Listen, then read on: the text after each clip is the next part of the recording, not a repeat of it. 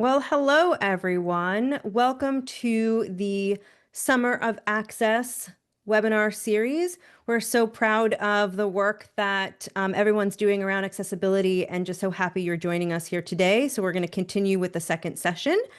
Today's presenter, James Kruck, 3 accessibility wins from quick fixes to scalable change, brought to you by L'Etoile Education and the Accessibility L&D community.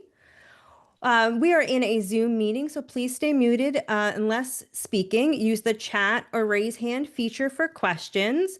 Recordings will be shared in the Accessibility L&D Slack community. Live captions and transcripts are available throughout the presentation today. Some webinar topics remaining for June. We have Beyond Accessibility, Reaping All the Benefits of Accessible Practices coming up next with Judy Katz. So you can access that by the link. The July sessions, The Noise in the Channel, why WCAG matters for meaningful learning. That's July 8th. We have audio descriptions for you July 10th, and How Do Blind People See the Computer on July 15th. I'll be sure to put the links in here when I'm finished with the intro and we get the presentation started. But I'd love to talk to you about our presenter today, James Kruck. James is an instructional designer. He specializes in digital accessibility and inclusive learning environments. As curriculum manager at Occupational Safety Group, he has led the implementation of the AODA and the WCAG standards across numerous learning experiences with expertise in fixing accessible PDFs, creating accessible data tables, and ensuring proper contrast in alt text. James holds certifications in Quality Matters and Instructional Skills Workshops facilitation, and regularly presents workshops on practical accessibility implementation for non-specialists. His approach focuses on balancing technical requirements with user experience to create learning materials that work for everyone. Please join me in saying hello and welcoming James to the stage. James, take it away. All right. Thank you, Nicole. Let me just get my share going. I'm going to open up a website that I'll be presenting from, and in the chat should be a link to that website to make sure. And I encourage everyone to follow along and to visit it later if you want to kind of revisit it. If you have multiple screens today, if you want to follow along, that's amazing. If you don't have multiple screens, this website isn't going anywhere, so please don't feel like you're missing out on anything by just focusing on my screen that I'm sharing. So just to kind of introduce a little bit more what we'll be doing today. Yes, I am the curriculum manager here in Canada. I know AODA got mentioned there. That is our Ontario specific legislation. It's called the Accessibility for Ontario and Disabilities Act. So if I know that a lot of you are joining from the US today, you have different legislation in place. We have the AODA, that's that acronym there. And it's been in place for quite a while, so I've been working with it quite a while. So we've been making accessible content here for the past 6, 7 years when it comes to digital environments. So you'll see linked here a few things. This is a workshop guide. It's a PDF. It covers roughly my script. It's not exactly what I will be saying, but I've recorded myself, kind of made a little something so you can follow along differently if you'd like to do that. I will encourage you to install the Wave browser extension if you are following along on a different screen or if you haven't already installed it. I'm just going to show it on this few pages to give you some insight into what this looks like here, okay? So I'll be using it as we go along. And as we kind of go through the examples, a lot of the examples are coming from my own job and what we've done here at OSG. And I want to kind of flag that at the beginning because it has been a team effort. A lot of the things we've been able to learn and grow internally, and a lot of these solutions that I'll be talking about today are specific to our environment, and they may not be exactly what you require. So I encourage us to have a conversation around different approaches you might have. I did just want to flag at the outset, we've been very fortunate on my team to have an editor who uses a screen reader. So we were able to kind of work one-on-one with her and get her insight. And I'll give her contact info at the end because she's an amazing resource and I will always praise her. So I'm going to take some time to do that. So what we'll be going through today is tables. We're going to start there because if you're anything like me, tables are the most difficult thing in part of your life. when trying to make these work with screen readers the way that a user with a screen reader would expect them to work. So we'll be talking about some table headers. We'll be talking about scoping, captions and summaries, and navigation patterns. And then we're going to move on to content structure. We're going to be talking about headings, hierarchies, color contrast, alt text, and accessible color usage. And again, we are all coming here from a variety of tools and resources and practices. Some of you might be developing an LMS like Canvas or Brightspace. Some of you may be in Storyline. I've been working in Storyline long enough to recall that when there were no headings in Storyline at one point. So that's kind of a more recent feature as they've been catching up on their Section 508 requirements. And then we're going to be talking about alt text. I expect a lot of you in this room know that alt text is required for images. Well, we're going to go a little bit beyond that. And we're going to talk about how you can make your alt text stand out and kind of translate the image from a visual one to a more meaningful one for people who are interacting with a screen reader. So let's get going with the table. So the way this is going to structure is I'm going to show you an example of something that isn't working well. And then I'll show you a revamped example. And again, I'm going to start off in HTML because it's a way to show you with the plugin and with the dev tools what exactly is going wrong here. Now, again, if you don't ever work in HTML, you only work in Microsoft Word or InDesign or Google Docs, this will still apply to you because you were still looking for the same things. I'm just giving you one tool to inspect the data here. So what I'm going to do is I'm just going to click my wave tool and it's going to show us some issues. It's not going to show us everything we want to be aware of. Okay. I just want to flag that very early. So it is going to, if you haven't used these tools, let me just take a second to kind of deep dive. It's going to give you a nice little button here that gives you a problem. And then it's going to let you open up a huge example that explains what's going wrong here. And this is a very common issue. It's what I did when I first started creating content is I would use tables as kind of like visual layout without considering the proper structure of a table. It wasn't so much organization, it was for visual layout because at the time we were working with Microsoft Word and you know that old meme about like moving a picture, Microsoft Word shoots everything in 100 different directions. So the only way I could control that well was with tables. So that wasn't very accessible for us. And as you can see here, my wave checker is going to catch it. But there's other things you can do because as you can see here in the summary, we're getting one alert. We're not getting a lot of info about what's going on here. So let me just show you the dev tools. And the easiest way to work with dev tools, I find, you can hit F12 on your keyboard, it'll open up. But if you're looking at something specific, you can just right click on the item and then go over to inspect. Okay, and so then it'll give you nice, clear indications of what you're looking at. And what we're looking at here is that we have a whole bunch of TD cells instead of TH cells. And what that does is it's not properly announcing that this is a header. So you want these to be THs, instead they're all set as TDs, okay? In addition, it's not scoped, and I'll show you what that means in my good example. It's not scoped properly. There's no captions here. It's amazing practice to kind of like have a caption at the forefront of your table explaining what is going on in that. And I'll show you two examples. Okay, so these are the dev tools. Again, this is for when you're working in HTML or if you're in Canvas and you can access an HTML version of what's on Canvas. This is a useful way to kind of get a deep dive into what is going on. And as you can see here, it's highlighting what I'm looking at.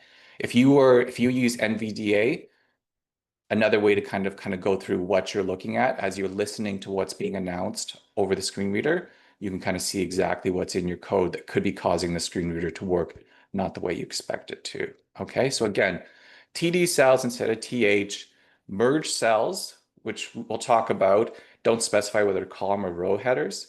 Screen readers aren't announcing what the table contains properly, and assistive technology isn't kind of going through it. Okay, so let me close my dev tools for now, and let's go to the accessible version. So again, let's go through the same practice of opening our wave tool. We'll see the alert has been fixed, and instead we now get a nice little insight that a table caption is present, and we get column headers, and row header cells. So you can see here that these are all properly identified now, okay? If I close my wave tool, I'm going to go back to my dev tools. I'm going to do a little inspecting. So here we have our TH for our cells, and now we have properly scoped. Now, scoping is a little complicated, and it's fairly straightforward in HTML. You can see it here. You can scope tables in Acrobat. I wouldn't recommend doing that, but it is possible to do it. And we're going to take a look at Acrobat in a second here. But really, scoping tables, I'm recommending, is a complex tool that works well in HTML, doesn't work so well in other development tools, I'll say. So I do have it here just to kind of give you some insight of what is possible. And what is possible is this kind of advanced experience in which, so when this cell is being focused on, it's not just saying $52,000. It says monthly sales, February, $52,000. Okay, so it's giving all of the information that it makes it meaningful to the screen reader user. And that's because of scoping. Okay, and again, scoping is kind of a complicated task that we don't have time to really get into. But what I really want to show you is that it's possible to do this. And if you're looking for more information about how to make this work, scoping is your answer. Okay. The web page includes some code for you to check out. And again, Microsoft Word, what if you're using Microsoft Word to make tables, which is a totally suitable way to make accessible tables? I'm going to encourage you not to use merge header cells in Microsoft Word, because you can't do the same type of scoping, okay? So it's not going to work as well as when you're working with HTML tables if you're trying to do this type of scoping. In my experience, I wouldn't recommend it. Okay? So next, I do want to show you how to look at tables in Acrobat. And I'm going to show you this by going through two versions of a form that me and my team have created and implemented on over the years. And hopefully everyone can see my Acrobat screen that's switched properly. But what we're looking at here is the hazard management tool. And it's been made in Microsoft Word, and it's looks decent at the first glance. So what you have to do in order to check James, I is don't mean to something, interrupt, but sorry, or what are we supposed to be looking at? a Acrobat screen. I don't remember seeing the screen change, and it looks like we're looking at your scope table example. Note, let me just quickly Okay, switch thank you. over. Thank you for flagging that. You're welcome. How's that? Hazard management tool. Yes, correct. Thank you. Yep, there we go. Okay, thank you. So what we want to do here is we're not going to do something that is included in what you might expect the accessibility tools. The accessibility tools will help you review, it'll help automate your review, but a better way to approach this task is to look through the tag tree. So you're going to type in tag, it's accessibility tags, and you're going to get this document open up. Now, this is something that one of my coworkers called walking the tag tree. And as you go through, you're going to click down, click sideways, however you're going to click into this, it's going to highlight what is being seen to a screen reader. So as we go through this, you can see that it's set up pretty well with a lot of TH for head and body. It's announcing itself as tables. So a lot of it is set up in an expected way. There's nothing out of order in this as I'm tabbing through. Everything comes up the way we would expect a table to work. But the problem is that in 2025, we're living in a digital environment, and none of this is fillable, and none of this is actually going beyond the bare minimum. So let me show you what going above can kind of look like here. So this is our most recent iteration of the hazard management tool. And when I open the tag tree, I'll show you what's different, okay? So again, the document, it breaks down into all the different pieces. And these are all now fillable items here, as you can see. So again, we're creating content for digital environments in which we expect our users not to have to print this out, but to have an editable form that they can use going forward, right? We're creating this for all of our learners. And that includes doing things like turning these into fillable forms, but also includes putting in captions for your tables. So in our previous example, we were sending our users through each of these columns.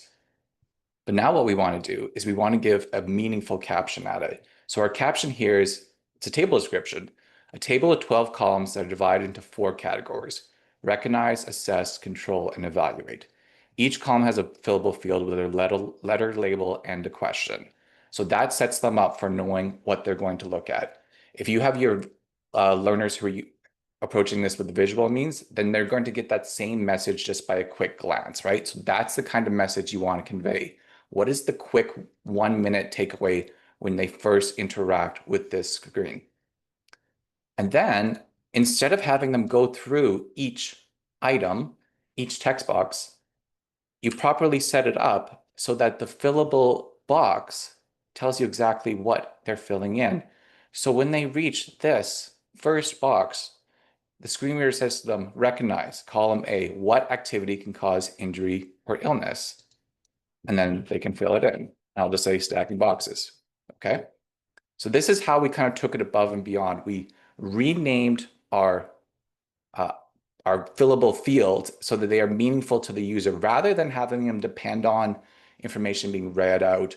Or if you scoped it in HTML example, we're not going to do that type of scoping in our work when we're trying to work with PDFs. What we want to do is set it up in the first place in our design tools so that we don't require that type of extensive scoping after the fact. As you see, this kind of just continues forward. Anytime you have something that is an image that may look like something else, like this risk matrix, we include a caption for it. And this is a very straightforward process, right? Like we caption it, we put it in the tab order, and then what we are able to do from that point is just make the text tiny and white it out. So if you are someone, a visual learner, then you're not going to see this here. Okay, so this is how we kind of make our application as broad as possible. I do want to take like 2 minutes to briefly show you what this looks like in the design process. We use InDesign. I'm not sure how many of you are using InDesign, so I don't want to spend too long there. And it also is like if we could take our whole time just talking about how to set this up in InDesign, but I do kind of just want to take a second. So let me switch to share.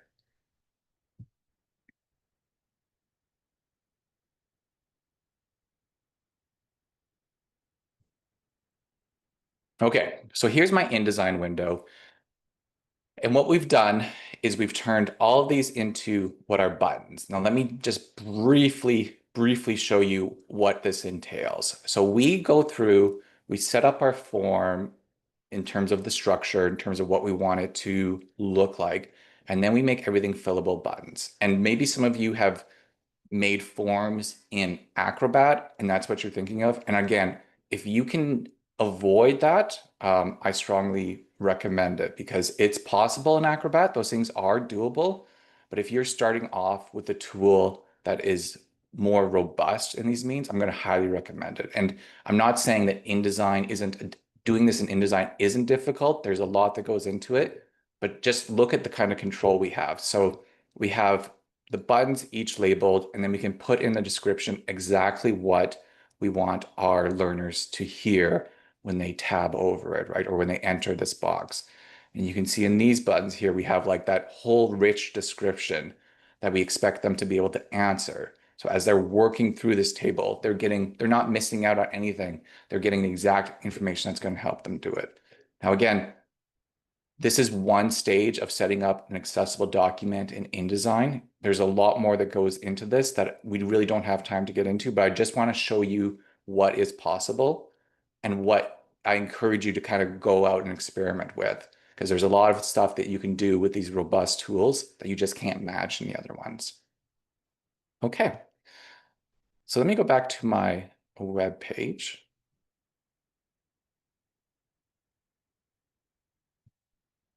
And we're going to take a look now. We've gone over the hard one. We've gotten over the big one, tables.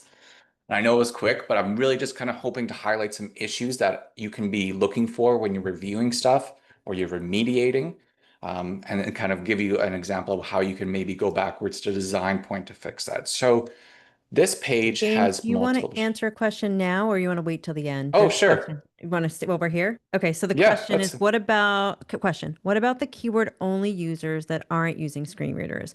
When all those captions are showing up in focus order, but they don't hear them, isn't that confusing for those learners? But I would answer that just quickly and say that usually text and captions you don't include those in your focus order. So go ahead. Correct. Yeah, yeah, I'd agree with that. Yeah. Okay, so a quick look here in our something a little more straightforward in content. And I'm talking about content, I'm talking about mostly text and some images. And again, let's just pop open our helpful wave tool, and we're going to find a bunch of issues flagged right at the beginning. So here we have a very low contrast has been flagged here. Here we have, again, low contrast, a missing alt text. This is going to be a contrast issue as well. If we go way down here, we have a skipped heading level. So we have an H1 and an H3. In my experience, heading levels are very difficult to explain the importance of to people who haven't kind of worked with this. And so when I'm working with the vendors, I often have to kind of reiterate the importance of a heading structure that is logical, right? And so what our tool here is pointing out, we've skipped an H2. This is not a logical flow. But what did not get caught by the wave tool is this one here, this title here. So this learning objectives, you can see my code here. It's called fake header. That's because it looks like a header visually. It's been bolded. The text is larger than the regular context or paragraph text, but it's not actually structured as a header. And this is kind of the mistake that we can often fall into of trying to portray meaning only with formatting, which would include color, right? So if you are putting something in red to imply importance, then you have to think about how you're going to code that to kind of show that it is an important detail for everyone. And if we go to this one here, we can see again, all we have here is regular paragraph style text. It says this is critical information, et cetera, et cetera. But there's been nothing put within the programming to announce to a screen reader that this is important. Okay. So again, we have poor heading hierarchy, low contrast, missing alt text, unreadable, and not marked as proper headings, and can't understand the chart because there's no alt text. Now, if you want to take some time, and when you're coming to this page or you're on this page now, and work with a contrast checker, there's many contrast checkers out there. They're just a Google search away. But I decided to include one here just for fun if you're going through this live or later. So you can check the light gray on white, which was up above. And we have a white background and we're using light gray text. You can see that that fails. If you try the orange on yellow, which was a bright one above, that's failing as well. So you can kind of get some little insight as you play around with this particular page of why they're failing and how they're failing. So moving on to the accessible content page, I'm going to pop open Wave again. And we'll see here we have better learning structure. And we have here our tool has picked up the line chart. Again, this isn't a very fancy chart, but here we have an explanation that Q1 started at 40%, Q2 rose to 60, et cetera here. We go H2, H3. You can click on any of these to see it's an unordered list. It's a bolded list, that's fine. I do want to talk about this decorative smiley a little bit. For this particular example, I've coded it so that it won't show up to a screen reader. But I also want you to encourage you to really think about what you're only considering as decorative, because we know we have the tools in place. The articulate tools will let you flag things, for example, as not visible to a screen reader user. But what we've been thinking about in my own company is that if we're trying to portray something by including decorative smileys in this example, or like some other kind of decorative image, why aren't we trying to portray that to someone who uses a screen reader? And obviously, a lot of people use screen readers for a lot of different reasons. But when we're talking about decorative, we could be talking about blind people as well. And so if we are using something to set the tone or set the mood of the course, we will still provide captions for that. We'll still provide captions for like if there's someone, kind of casually reading a book in the corner of the screen. We just want to make sure that if we have intent behind including what are considered decorative images, that we are making sure that that intent can carry forward to all our learners. So for this exact example, I left this one out, but I do want to talk about how we can probably up our game a bit and go forward and make this kind of look a little better. Okay, so here again, we've fixed our heading issues. There's no contrast problems. Let me show you what's going on here. Let me show my wave, because remember I said this was important, so we want to mark it as important. So here we have the strong tags. And if you are familiar with HTML, you can make things bold just by using bold tags, B, but that's not going to put the proper emphasis on what you're trying to showcase here. You're probably using bold when you're creating content to tell someone that it's important.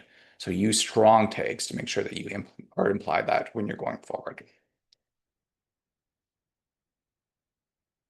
Okay, so again, we've fixed our structure. We're alt text. We're getting our contrast standards are all set properly.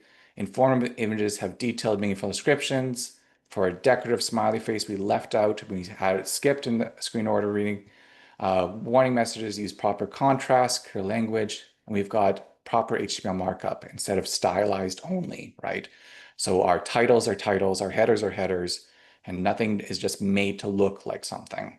And now we have, with our structure, you can jump between the sections, you get those detailed descriptions, you're not missing out on contrast, and important items are marked out. And again, use those headings to create a roadmap, right? Those are super important. Have text always readable, mark your images, and use the same patterns, okay? Now let's step out a little bit of what we've been talking about and talk about alt text examples. Because as I said at the outset, I expect most, if not everyone in this room is already writing alt text for their images. So what I want to showcase for you now at this point is something that me and my team developed mainly in thanks to our editor, Lisa Kovac. And if you want to contact her, I've included her contact information here because she has been very, very helpful to anything that I've learned about creating alt text or accessible documents or accessible experiences. And she's been very patient with me as I've been learning. So she has been an amazing resource, and I didn't want to miss out on highlighting her contributions. So now what I would like to do is show you examples that came up in our course development as we were kind of moving forward with a new process. So what we were doing was we were trying to improve our alt text. So our alt text for this image was originally a supervisor with a hazard document in his hand planning safe work. Two construction members are in the back picking up lumber, building a house. Now, maybe some of you are already catching the assumptions that our alt text writing were making here. But if not, let me just read to you Lisa's feedback. Please cut planning safe work. What is the visual clue that helps the learner draw that conclusion in their mind? Does the document have plans on it? In the same way, building a house should either be cut or rephrased. Is there a half-built house in the background that the learner should know about? So again, Lisa's catching all of our assumptions and what we're doing here. When you're just quickly looking at the image and you're seeing what's there and making assumptions about what's going on. So to improve this alt text, a supervisor holds a blue folder with a hazard symbol on it, right? We originally said they're planning safe work. We don't know that they're planning safe work. We have that idea and that intent, but it's not clear that he's planning safe work. He's carrying a blue folder with a hazard symbol on it. That's what's happening in the picture. In the background, two workers carry lumber from the frame of a house. Again, that's what's actually happening in the picture. Here's one that's a little bit funny, but I think kind of captures the idea that we make a lot of assumptions around things we're used to seeing. And when we try to describe it in alt text, we are probably not ready to kind of move past those assumptions. So here we have a man is sitting down, facing the left in deep thought. He has thinking bubbles above him on the right with a question mark in it. So again, here's some assumptions I'd cut in deep thought. I'm curious about the question mark. Is it inside one of the bubbles, or is there a question mark in every bubble? And again, when I first came to this image, I know that a question mark only appears in the last bubble of a series of thought bubbles, but that's an assumption, right? So improved version, a man is sitting down facing the left. That's exactly what's happening. He has a thought bubble above him on the right with a question mark in it. That is strictly what is happening in this image.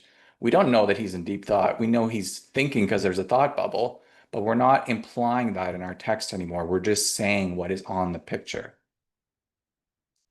So here we have, let me just catch the zoom real quick. So our original alt text, 4 people stand in a circle facing each other, appearing to have a conversation. Starting on the left and moving clockwise, there's a person with long dark hair holding a blue folder, a person with short dark hair whose arms are folded with one hand on their chin, a person with short red hair and an artificial leg holding a folder with one arm outstretched towards the center of the circle, and a person with short dark hair with both arms outstretched. So again, we have expert feedback kind of catching up here. Sorry, there's a typo there. You could tell your reader what the visual clues are, help you to reach the conclusion. Okay. How are these people positioned?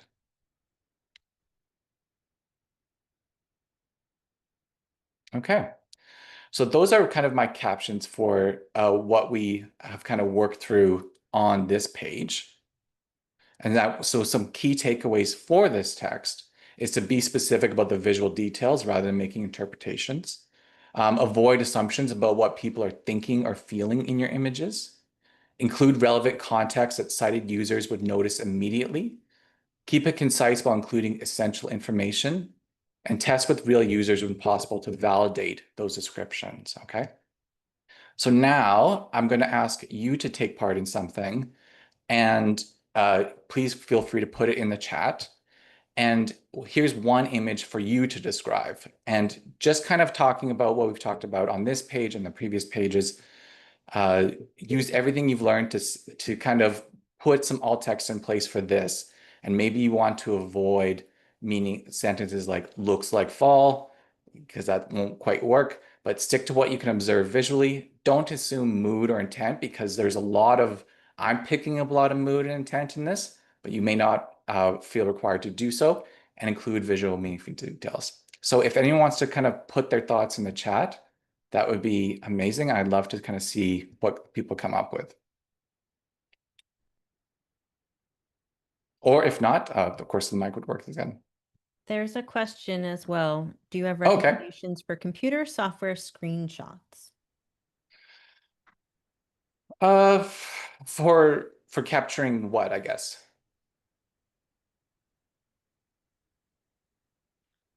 I don't want to make an assumption, so I'll wait and see what Okay, we'll wait. Jacob follows up with. So Jacob, for taking a screenshot and then creating a caption of it, do you mean like an automated way? It'll just be easier probably if I talk out. So Yeah. we have we're being charged to do some software training and some financial trainings, right? And so they will send me screenshots of budget reports and things like that that are like tables, but Yes. they're images of another computer system and everything. So what would you recommend when writing alt text for that? Because I know Right. a screen reader will actually read that software differently than obviously the image of the software. So to be clear, are you presenting images that are screenshots of software, potentially tables? Potentially, some of them are tables.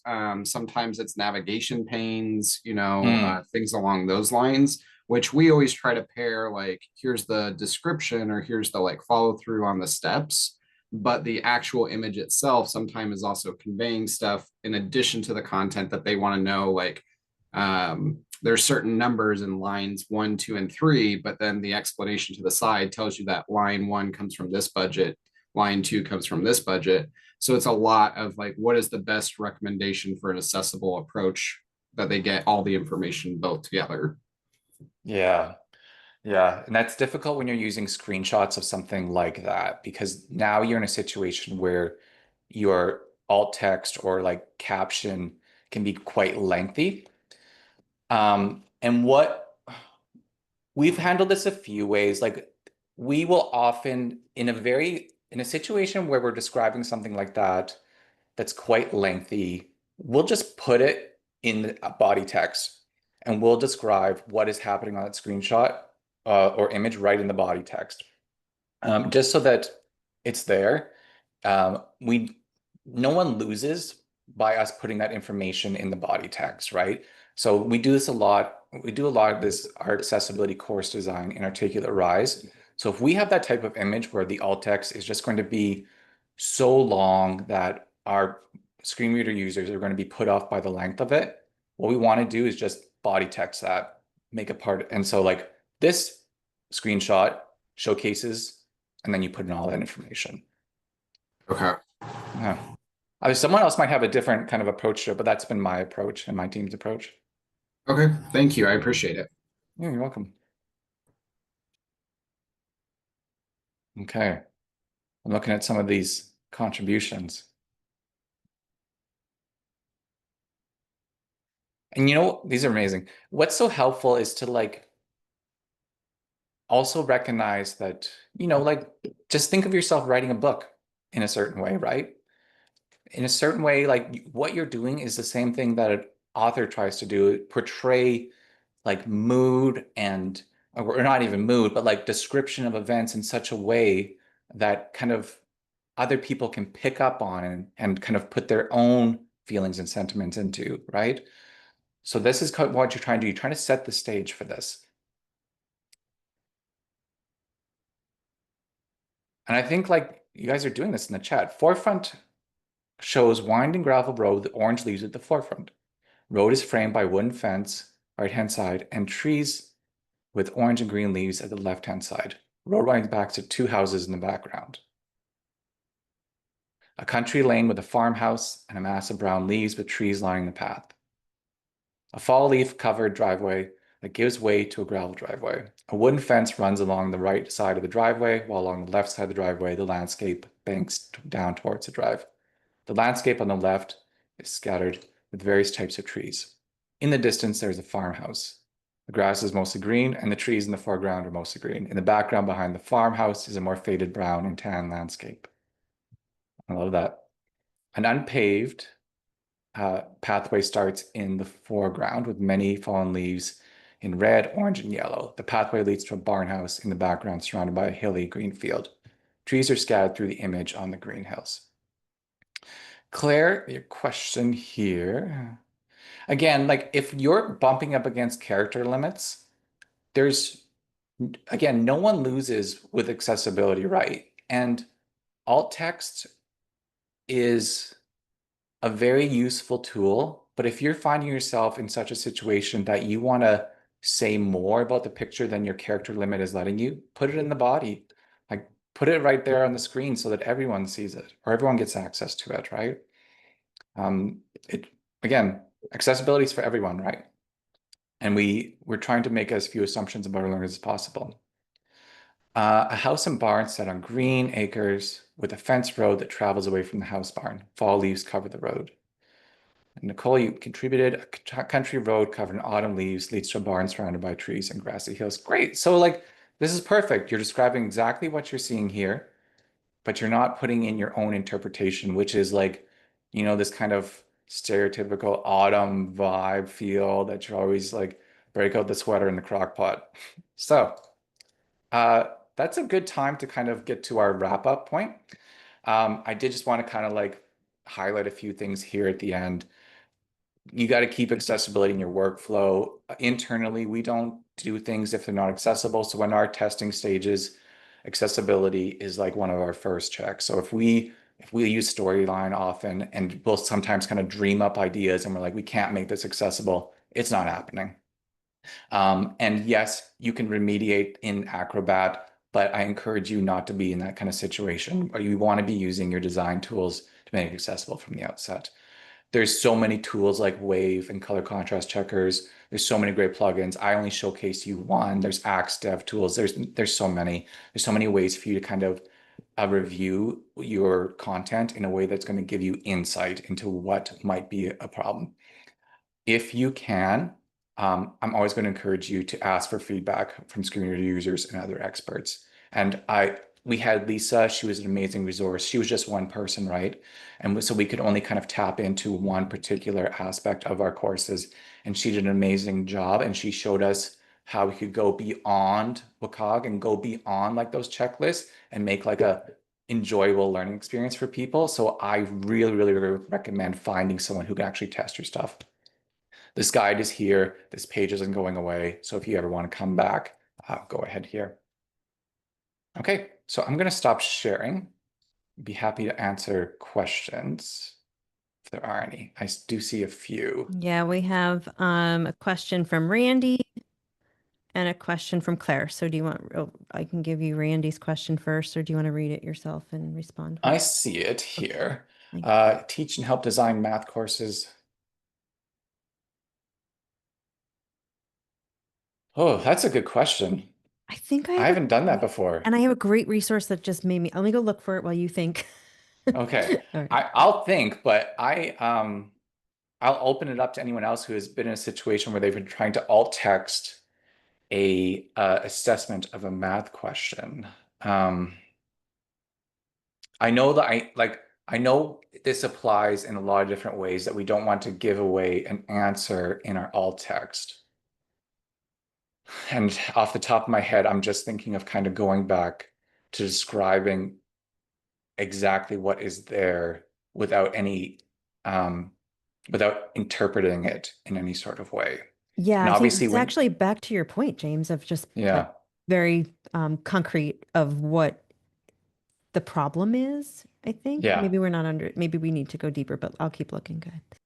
No, I think that's right. Like I think again, it is a case of when you're obviously when you're creating an image, like I kind of showcased here, there is intent behind us making those images. Those are images we all made. And we, in a way, when you do that, whether it's for assessment or it's for decoration or it's for showing a learning principle, there is obviously intent behind your choice or your creation of that image or that uh what was it here? The kind of math equation. But I think the key is just to not bring that intent into your alt text writing, if possible, which is a challenging aspect. And for me, the only way I kind of got over this hump of not bringing my intent or even saying image of blah blah blah was like working one-on-one with someone, and we would go away and she would say, what actually is this? And I would tell her, and she'd like, okay, well, here's your alt text. So that's an example, which I know is not available to everyone, but again, it's a resource I would totally look for if possible. Claire, follow up, how do you handle alt text if you're adding that context as text? That's a good question. What you could do is you could flag that in your alt text. You could just, I've done this a few times where like if I have an image that is fully described in the body text, you could just say that. Image that was mentioned in body text, and then it just kind of gives a clear sense of what they're appearing. You could obviously leave it out of the screen order if that's the point, but it probably isn't the point for this exact example. You're showcasing something that you want them to learn from. You've done your work and put the whole thing in the body text. So now just use your alt text to kind of point that out, that you've already described that image fully. Yeah, you're welcome. Kim, everything I showcased today was written in HTML, and then the forms were created in the one that wasn't so good was created in Microsoft Word, and the better one was created in InDesign. And again, I encourage you to kind of, if you're interested in the InDesign process, I showed you like one tiny little fragment of it. There are a lot of resources that can kind of deep dive into that much more helpfully than I did here.